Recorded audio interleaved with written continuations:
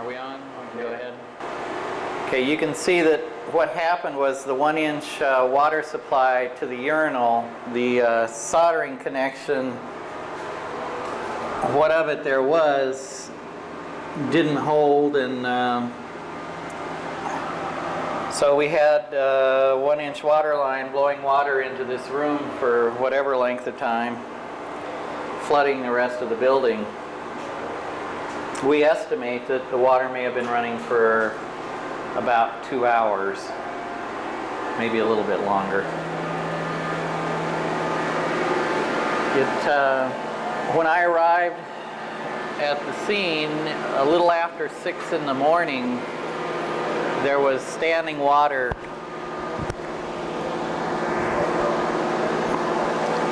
There was standing water throughout most of these 2 floors. I proceeded to open up each door to each office and room on the first 2 floors to inspect, and virtually all of the rooms, the carpet was completely soaked, and there was water from a 1/4 of an inch to 2 inches of water visible, depending on the room. And what's the date and the approximate time of the accident? We estimate that it happened sometime after 3 in the morning on September 11th. That's a Wednesday. Yeah, and then we arrived at, it was first noticed around 5:30 in the morning, and we arrived at just after 6. So it's Wednesday. It's Wednesday, September 11th, 1991. Yeah, and we're here shortly before 11 o'clock. Now, some of these rooms were a little bit lower than others, so they held water more.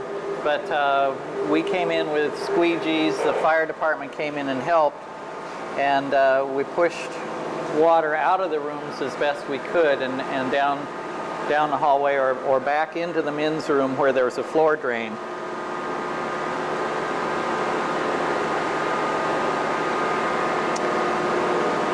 So we can go downstairs here and take a look at the basement area.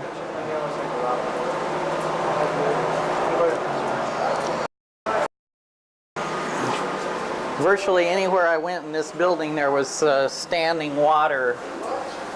As I say, there was also water dripping from fixtures. The water was coming down through conduits, and you can see right directly above you. There's still some drips. That was warm because that connection was heating up the water.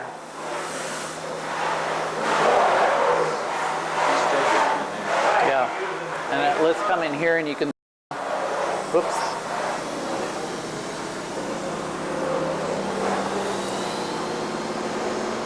This light fixture was completely full of water.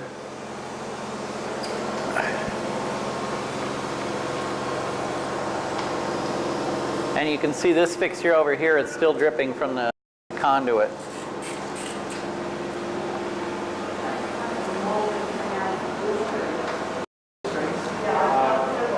There's some need to move over here. Okay. Right now we're almost directly under where the flooding's under that men's room area.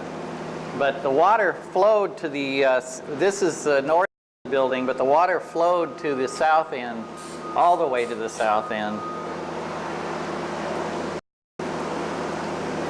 And it seems like the more extensive damage is at the south end of the building. Now, this is approximately how long, this dripping that's continuing is approximately how long after the accident? Oh, well, it's almost 11 now, so 5 hours after it was even seen, so it could be 7 hours after the water first started flowing. And you'll note along the base Baseboard directly away from you here, you can see how the paint's already starting to break away where the drywall meets the baseboard.